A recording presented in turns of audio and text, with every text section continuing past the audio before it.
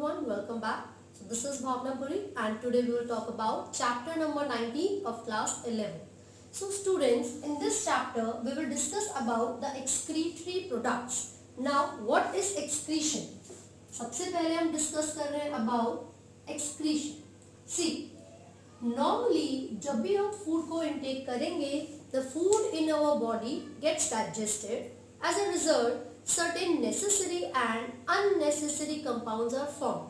हमेशा यही होता है, जब भी हम डाइजेशन का प्रोसेस परफॉर्म करेंगे हमारी बॉडी में, तो उस फूड के ब्रेक डाउन होने पर कुछ ऐसे भी सब्सटेंसेस बनते हैं जो कि हमारी बॉडी के लिए यूजफुल नहीं होते.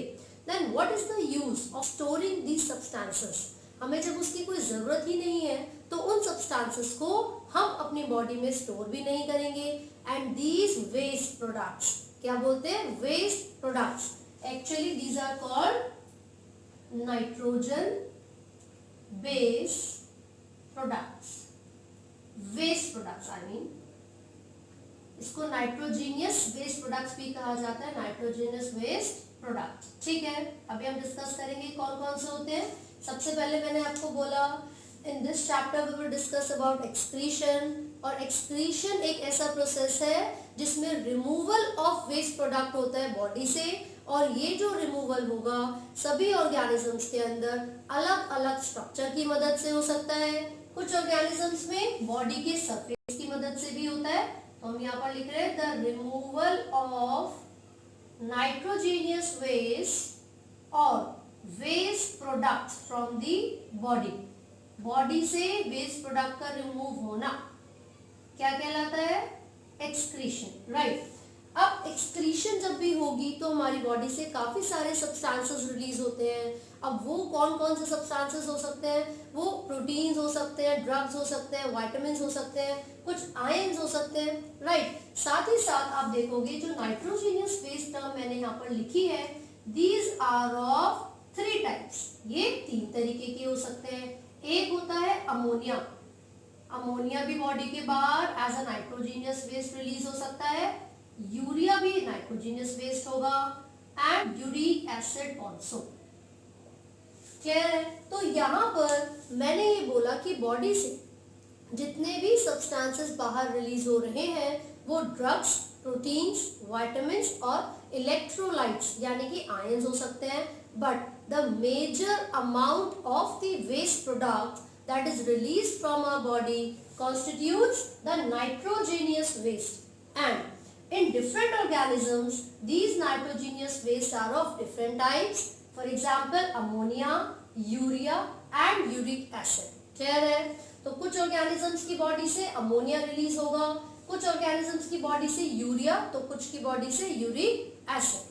तो अब सबसे पहले हम देख रहे हैं वो ऑर्गेनिजम्स जो कि अमोनिया को बॉडी के बाहर रिलीज करेंगे एज द नाइट्रोजीनियस वेस्ट. वो कौन कौन से हैं? तो देखिए, एक प्रोसेस होता है जिसको अमोनोटेलिज्म कहा जाता है. अमोनोटेलिज्म. अमोनोटेलिज्म का मतलब है the process of removal of ammonia from the body. So the ammonia will be removed as the nitrogenous waste from the body. Process क्या कहलाएगा? अमोनोटेलिज्म.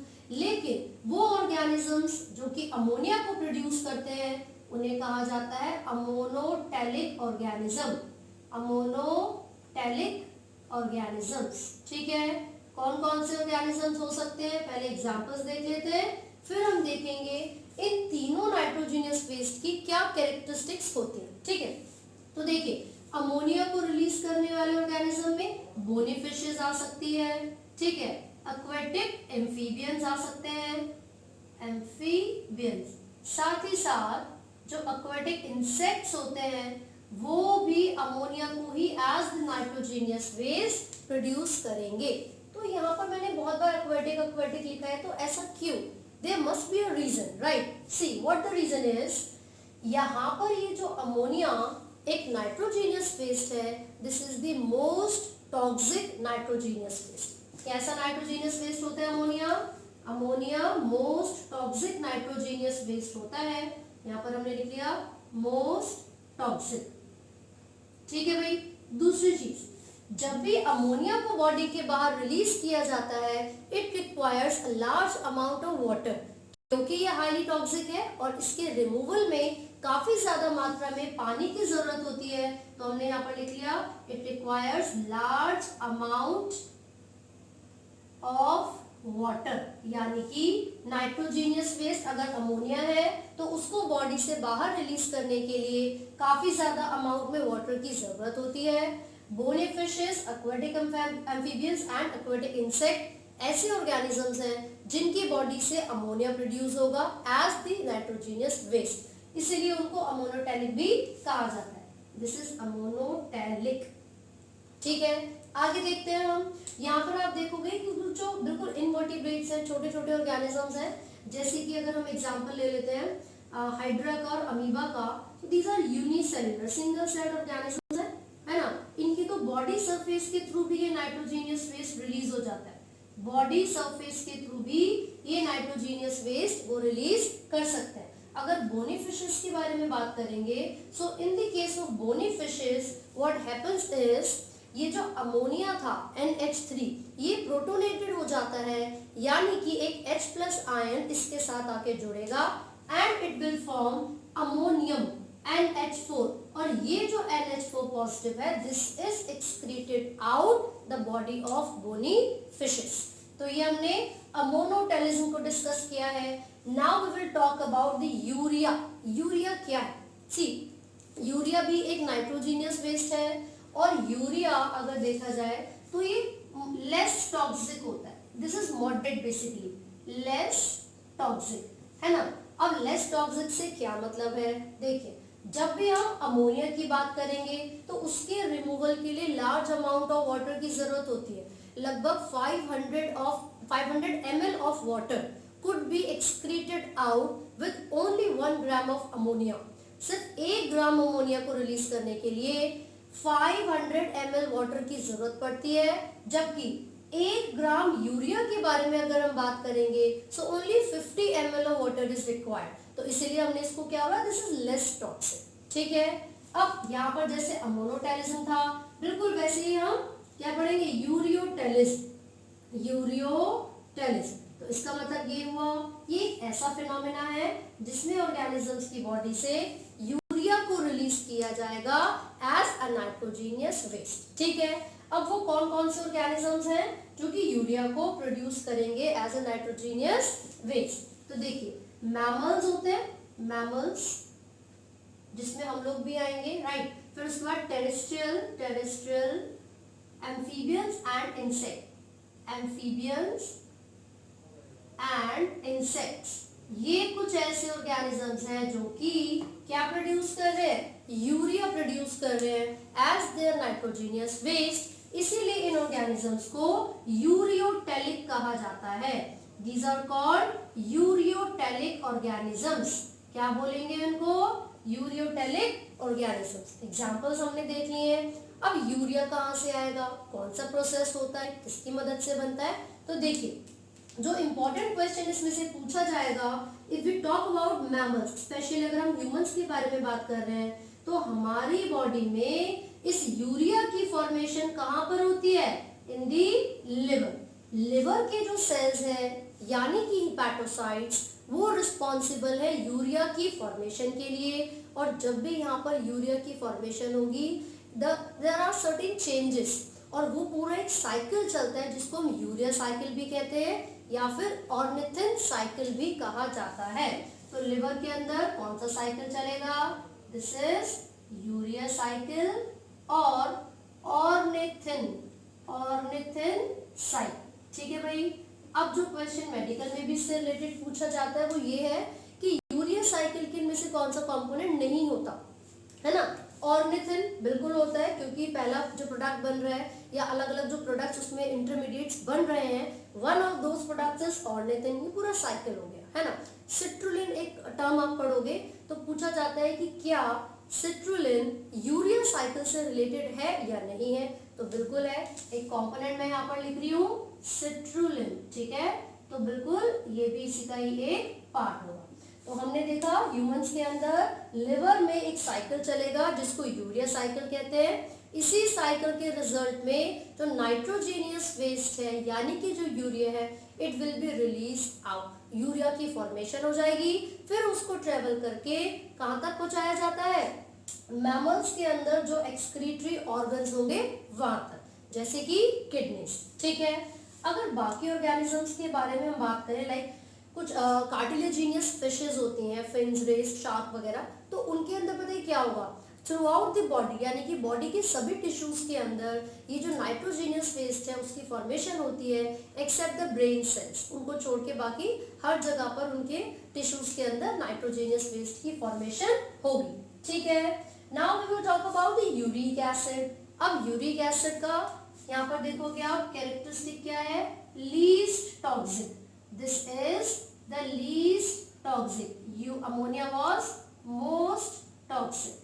ठीक है, तो इसका मतलब ये हुआ कि क्योंकि यूरिक एसिड बहुत ही कम टॉक्सिक है, लीस्ट टॉक्सिक है, इसीलिए यूरिक एसिड को जब बॉडी के बाहर रिलीज किया जाएगा so it will require minimum water, बहुत ही कम मात्रा में पानी की जरूरत पड़ेगी यूरिक एसिड को बॉडी के बाहर रिलीज करने के लिए। और वो कौन से ऑर्गेनिजम्स होंगे जो कि यूरिक एसिड को अपनी बॉडी से रिलीज करेंगे। तो जब हम उन ऑर्गेनिजम्स की बात करते हैं तो सबसे पहले एग्जांपल आप बर्ड्स का लेते हैं, रेप्टाइल्स का लेते हैं, साथ ही साथ कुछ इंसेक्ट ऐसे होते हैं या फिर लैंड स्नेल्स के बारे में बात कर लीजिए, वो भी कुछ ऐसे ऑर्गेनिजम्स हैं जिनकी बॉडी से यूरिक एसिड ही as a nitrogenous waste release होगा।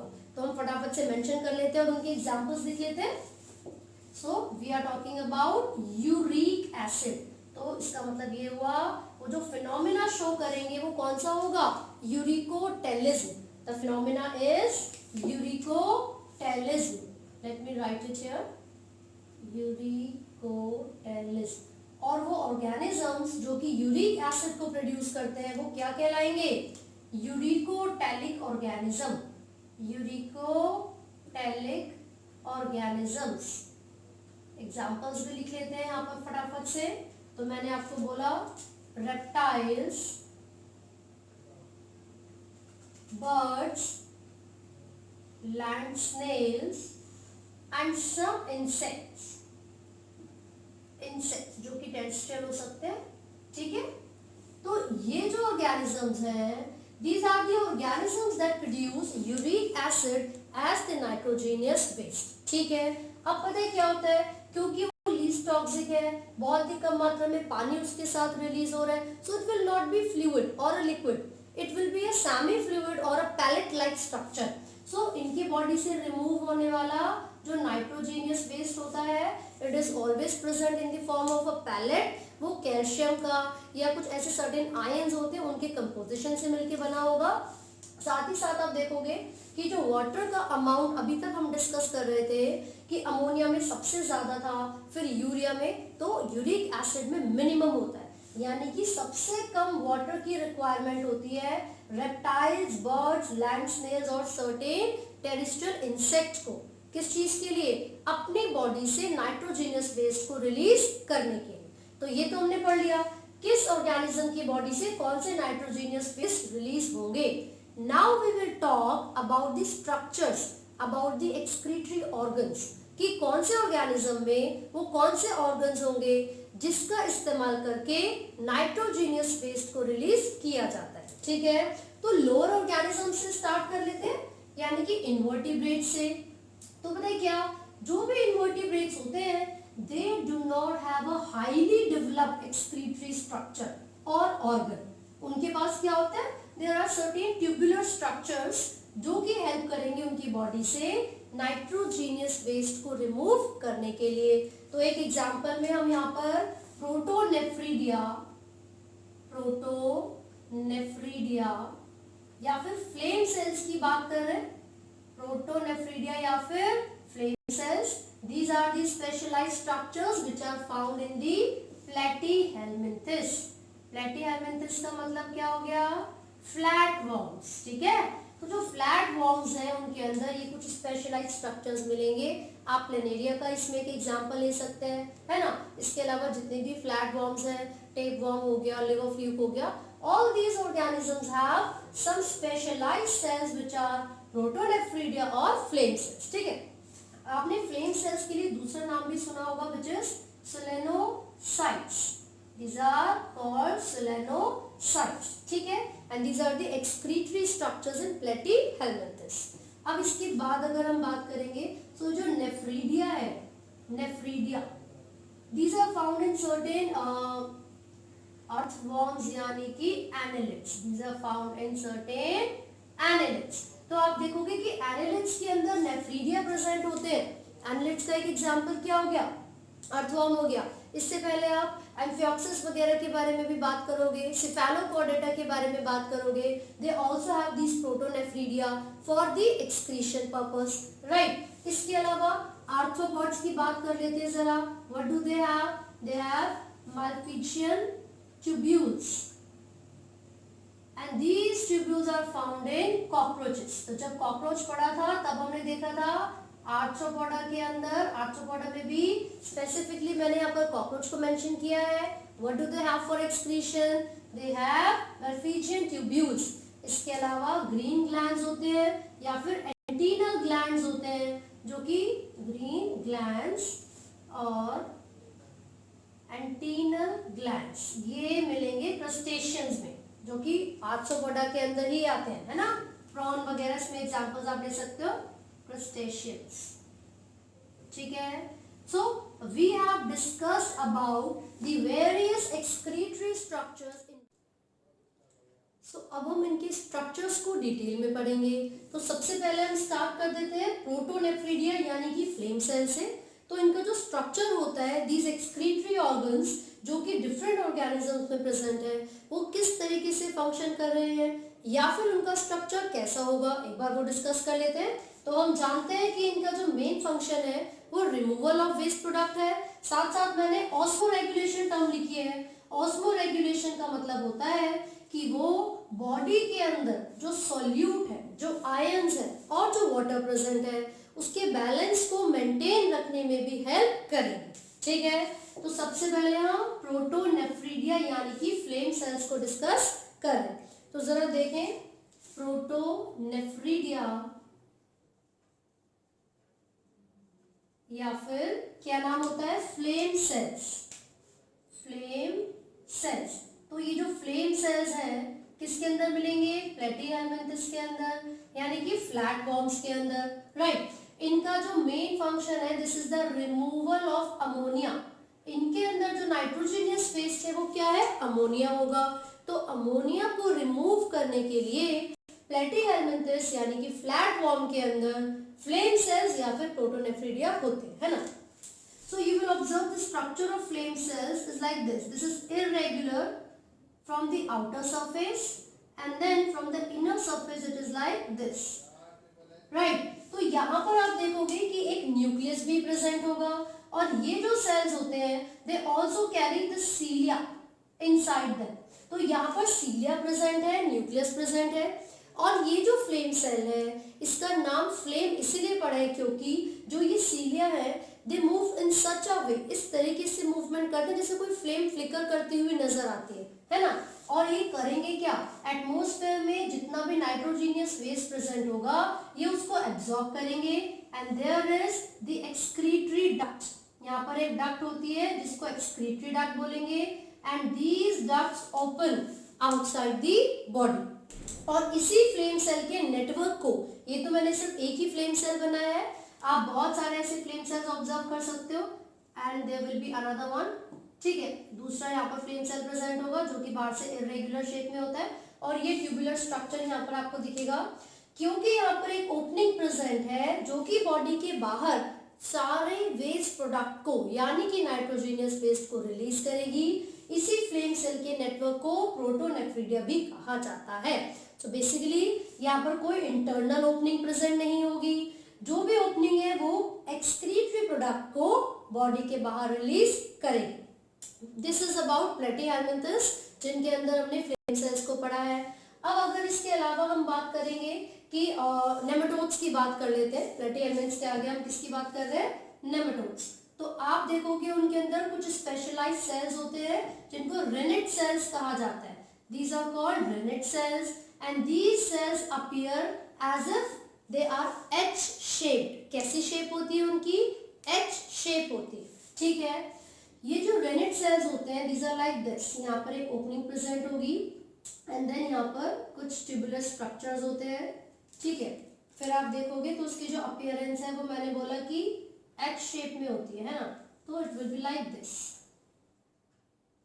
ऐसे करके एक एच शेप यहाँ पर बन जाएगी, ठीक है।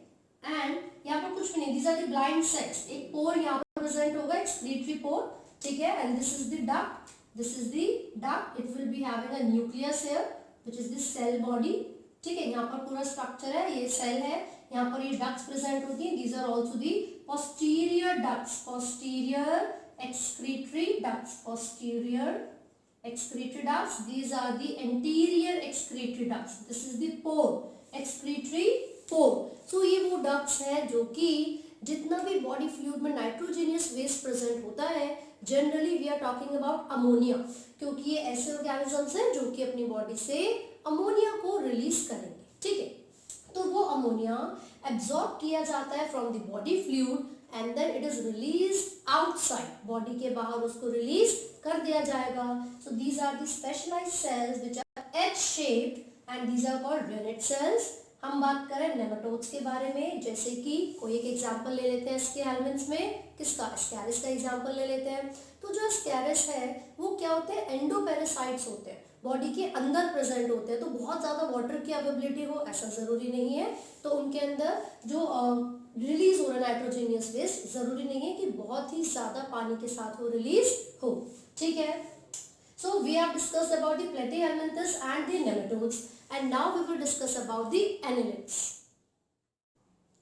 सो उनके एक्सक्रीटरी ऑर्गन का नाम क्या होगा? नेफ्रीडिया।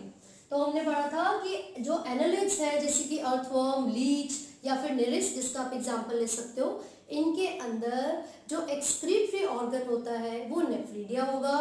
तो now we will discuss the structure of nephridia, ठीक है। तो हम किसके बारे में बात कर रहे हैं? नेफ्रीडिया के बारे में बात कर रहे हैं, और ये किसके अंदर मिलता है? एनालिड्स के अंदर मिलेगा। It is found in annelids. तो एक ट्यूबुलर स्ट्रक्चर होता है nephridia, it will be like this, pore present होगा and there is the broadest region, ठीक है। साथ ही साथ आप देखोगे ये इस तरीके से कॉइल्ड टाइप स्ट्रक्चर है, like this, and there is the another opening.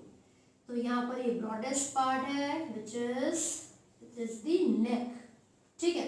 And this region is called nephridiostome, nephridiostome, right? And the another pore here, this is called nephridiopore, nephridiopore, right? So होगा क्या? ये जो nephridia है basically एक ऐसा structure है, एक ऐसा एक्सक्रीटरी ऑर्गन है एनालिड्स के अंदर, जो कि बॉडी के अंदर फ्लूइड में जो भी नाइट्रोजेनियस वेस्ट होगा उस नाइट्रोजेनियस वेस्ट को एब्जॉर्ब करेगा। जो भी नेसेसरी चीजें अगर इस ट्यूब के अंदर आ जाएंगी उसको रिलीज कर देगा, and then these nitrogenous waste or the ammonia that is released from their body will be excreted out। तो ये जो नेफ्रीडिया होते हैं नाइट्रोजीनियस वेस्ट को एब्जॉर्ब करके बॉडी के बाहर रिलीज करने में मदद करेंगे। इसका कुछ इस तरीके से स्ट्रक्चर प्रेजेंट होता है, और यहाँ पर सराउंडिंग में से क्या होगा? डिफ्यूजन की मदद से जितना भी नाइट्रोजीनियस वेस्ट है वो एब्जॉर्ब कर लिया जाएगा by the nephridia and it will be release out from the body. तो ये जो नेफ्रीडिया होते हैं डिफरेंट एनालिड्स में डिफरेंट टाइप्स ऑफ नेफ्रीडिया आप ऑब्जर्व कर सकते हो, ठीक है। तो अगर हम उनको डिटेल में पढ़ेंगे तो एनालिड्स के अंदर कुछ एग्जांपल्स पहले देख लेते हैं, जैसे कि अर्थवर्म हो गया, लीच हो गया, या फिर उसके अलावा कौन सा एग्जांपल ले सकते हैं? नेविस का एग्जांपल ले सकते हैं, है ना। तो देखिए पहले हम अर्थवर्म के बारे में ही डिस्कस कर लेते हैं। We are talking about earthworm. भाई जनरल तो हमने देख लिया ना कि सभी एनालिड्स में ये नेफ्रीडिया प्रेजेंट होगा, इस तरीके से इसका स्ट्रक्चर होता है। दिस इज द नेफ्रीडियोस्टोम, नेफ्रीडियोस्टोम, ठीक है ना। अब हम बात कर रहे हैं कि जो नेफ्रीडिया है वो कितने टाइप के हो सकते हैं। देखिए अगर हम अर्थवर्म के बारे में बात करेंगे so you will observe it has integumentary, integumentary nephridia, second one is septal nephridia and third one is pharyngeal nephridia, ठीक है। ये जो इंटीग्यूमेंटल नेफ्रीडिया है, नाम से पता चला इंटीग्यूमेंट्स यानी कि बॉडी के सरफेस के ऊपर प्रेजेंट होगा। तो ये नेफ्रीडिया भी क्या करेंगे, जो भी बॉडी फ्लूइड में नाइट्रोजनियस वेस्ट है उसको एब्जॉर्ब करने का काम करेंगे, राइट। अभी जो सेप्टल नेफ्रीडिया है, सेप्टा लाइक दिस, यहाँ पर जो सेप्टा प्रेजेंट होंगे उसके either side of the septa ये प्रेजेंट होते हैं सेप्टल नेफ्रीडिया। और फेरिंजियल से क्या मतलब है, क्योंकि जो फेरिंग्स होता है ना, वहां से अराइज करते हैं, ठीक है। तो 5th, 6th और 7th सेगमेंट में ये फेरिंजियल प्रेजेंट होगा। ये जो सेप्टल है आफ्टर 15th सेगमेंट प्रेजेंट होता है, 15th सेगमेंट। और ये फर्स्ट और लास्ट, फर्स्ट और सेकंड को छोड़कर, एक्सेप्ट फर्स्ट एंड सेकंड और लास्ट सेगमेंट। अब इसका क्या मतलब है, मान लीजिए ये एक अर्थवर्म है, ठीक है। ये इसकी सबसे पहले एंटीरियर सरफेस है, this is the anterior surface and this is the posterior surface.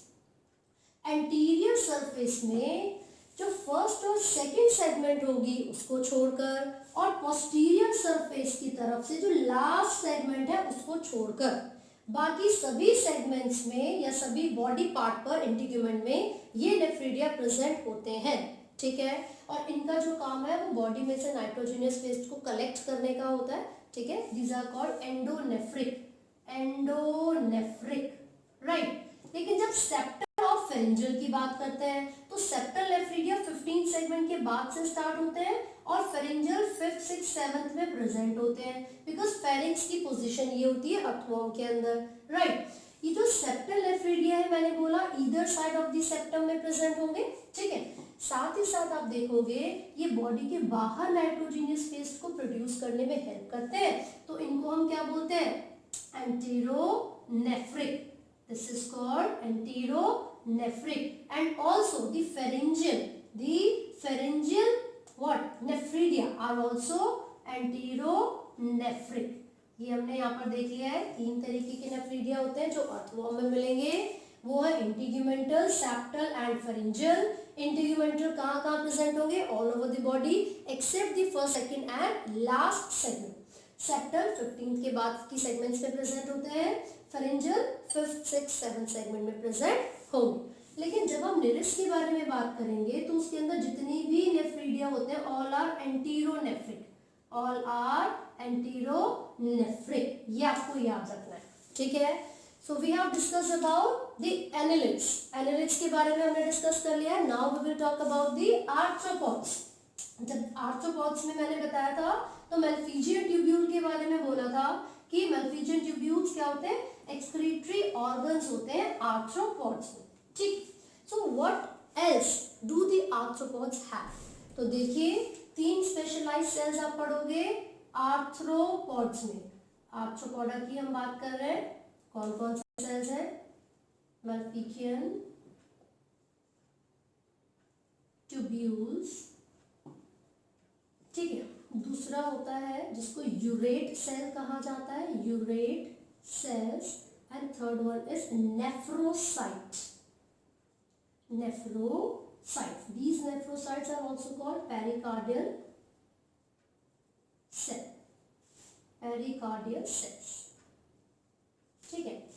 अब ये जो मेल्फिजियन ट्यूब्यूल्स है इनका जो स्ट्रक्चर है वो हमें अच्छे तरीके से देखना है। तो जब कॉकरोच को हमने डिस्कस किया था तब मैंने आपको ये बताया कि भाई देखिए यहाँ पर इसका मिडगट होगा and then the hindgut is there, between the midgut and the hindgut there are numerous fine thread like structures, बहुत सारे पतले पतले थ्रेड जैसे स्ट्रक्चर्स प्रेजेंट होते हैं। This could be 60 to 150 in number, it could be 100 to 150 also, तो ये minimum हमने 60 लिखा हुआ है। तो ये जो फाइन थ्रेड लाइक स्ट्रक्चर्स यहाँ पर प्रेजेंट है, these are the Malpighian tubules, and these Malpighian tubules perform the function of excretion, यानी कि रिमूवल ऑफ वेस्ट प्रोडक्ट करने के लिए ये Malpighian tubules प्रेजेंट है। अब इनका जब स्ट्रक्चर आप देखोगे you will observe that these are the specialised cells with a basement membrane, and they have some cells which are cuboidal cells. जो सेल्स इसमें प्रेजेंट है वो क्या होते हैं, क्यूबॉइडल सेल्स होते हैं, ठीक है, स्क्वामस क्यूबॉइडल सेल्स होंगे। साथ ही साथ आप देखोगे कुछ स्पेशलाइज्ड स्ट्रक्चर्स यहाँ पर प्रेजेंट है जो कि एब्जॉर्ब करते हैं नाइट्रोजीनियस वेस्ट को. There is a plate like structure in this. और इनका जो मेन फंक्शन है वो यही है कि सराउंडिंग में, क्योंकि it is surrounded by fat, चारों तरफ क्या प्रेजेंट है, फैट है, कुशन लाइक स्ट्रक्चर है, और जो भी नाइट्रोजीनियस वेस्ट यहाँ से इन्होंने कलेक्ट किया है वो सारा का सारा डाइजेस्टिव ट्रैक्ट में पहुंचा दिया जाता है. मतलब ये डायरेक्टली बॉडी के बाहर नाइट्रोजीनियस वेस्ट को रिलीज नहीं करेंगे. They will release all the nitrogenous waste into the digestive tract and then यहाँ से वो जो डाइजेस्टिव ट्रैक्ट से जितना भी नाइट्रोजीनियस वेस्ट होगा it will be stored in the rectum. तो वो कहाँ से, डाइजेस्टिव ट्रैक्ट से कहाँ तक जाएगा, रेक्टम में जाएगा और वहां पर जाकर स्टोर हो जाएगा. राइट. तो ये तो हमने मल्टीफिशियन ट्यूब्यूल्स की और उनके स्ट्रक्चर के बारे में बात कर लिया है. आपको पता होना चाहिए कि urate cells and nephrocytes are also present and these are the specialised cells which help in the removal of nitrogenous waste from the cockroach. तो कॉकरोच की बॉडी से निकलने वाला जो नाइट्रोजीनियस वेस्ट है वो क्या होगा, यूरिक एसिड होगा. तो उनको यूरिकोटेलिक बोलेंगे. ठीक है. तो जो भी नाइट्रोजीनियस वेस्ट प्रोड्यूस किया जाता है डिफरेंट ऑर्गेनिजम्स में, उन्हीं के बेसिस पर हम उनको क्लासिफाई कर देते हैं. So we have studied about the various structures और the excretory organs in different organisms. So अब हम बात करेंगे किडनीज और उनके टाइप के बारे में. ठीक है. तो स्टार्ट करते हैं फिर. तो जितने भी हाईली डेवलप्ड यानी कि बहुत ज्यादा इवॉल्व ऑर्गेनिजम्स होते हैं उनके अंदर एक्सक्रीटरी ऑर्गन्स क्या होते हैं, किडनीज. ठीक है. तो ये जो किडनीज है दीज आर दी मॉडिफाइड और the highly developed tubular structures that help in the removal of nitrogenous waste as well as in the osmoregulation of certain organisms. ठीक है. तो ये जो किडनीज है, जब भी हम इनके टाइप्स के बारे में बात करेंगे तो basically there are 3 types of kidneys which are protonephric, mesonephric and metanephric. But along with these 3 types you will also hear one of the primitive type which is the archinephric. तो सबसे पहले archinephric को लिख देते हैं. This is the archinephric kidney. Basically जो archinephric kidney है ये मोस्ट प्रिमिटिव टाइप है. मोस्ट प्रिमिटिव टाइप का मतलब है कि जो बहुत ही ज्यादा इवॉल्व हो ऐसे ऑर्गेनिजम्स में नहीं, बल्कि जो पहले आ चुके ऑर्गेनिजम्स हैं, काफी पहले डेवलप हो चुके ऑर्गेनिजम्स हैं, उनके अंदर मिलेगी.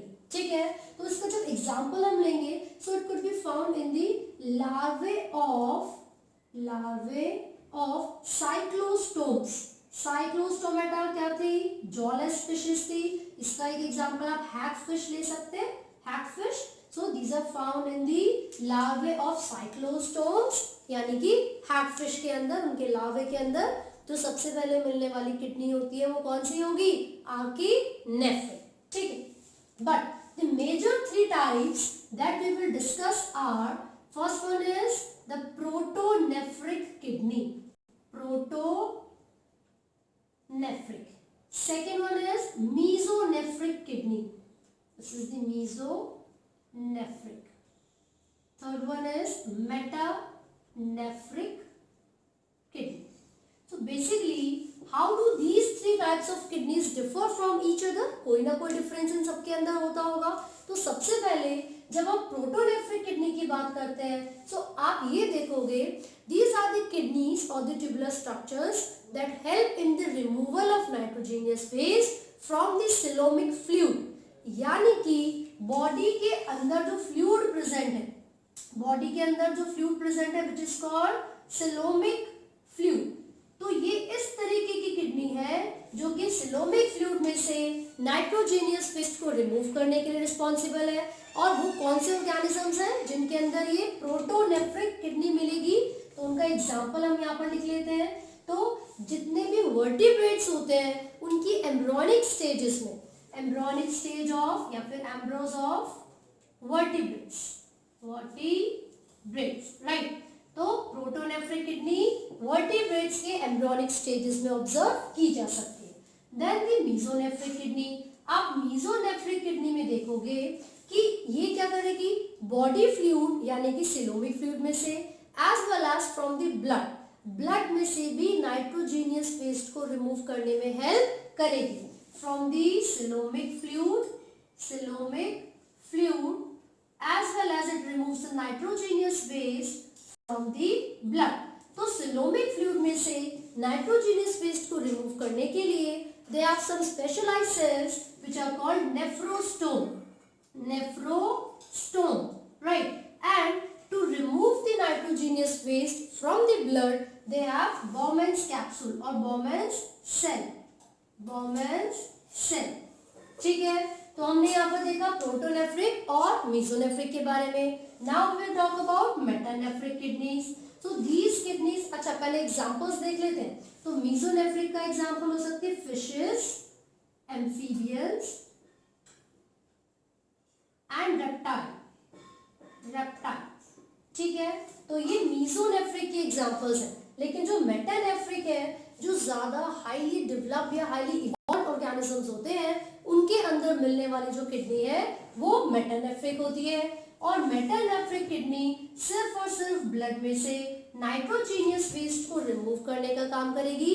किसी भी सिलोमिक फ्लूइड में से नाइट्रोजीनियस वेस्ट को रिमूव करने में मेटानेफ्रिक किडनी का रोल नहीं होगा. ठीक है, तो it removes the nitrogenous waste from the blood. And this type of kidney is found in apes यानी कि बर्ड्स एंड mammals. इसी के साथ साथ some of the reptiles who have highly developed during their time period, तो उनमें से कुछ reptiles भी ऐसे होते हैं जिनके पास मेटानेफ्रिक किडनी होती है, but only some of them have. Generally उनके पास मतलब most of the reptiles have mesonephric kidneys. ठीक है, so these are the three basic types of kidneys that could be found in the vertebrates, different types of vertebrates. और उसके अलावा जो हमने पढ़ी थी वो ऑर्किनेफ्रिक किडनी थी, which is the most primitive kidney and it is found in the hagfishes, right. So ये हमने डिस्कस किया है किडनी और उसके टाइप्स के बारे में. जो अगला हमारा टॉपिक होगा उसमें हम डिस्कस करेंगे ह्यूमन एक्सक्रीटरी सिस्टम के बारे में, यानी कि the type of kidney which is found in the humans. So I hope आपको ये टॉपिक समझ में आया है. इन केस फिर भी आपको किसी भी चीज से रिलेटेड कोई डाउट है तो आप कमेंट कर सकते हैं. And do not forget to like, share and subscribe. Thank you.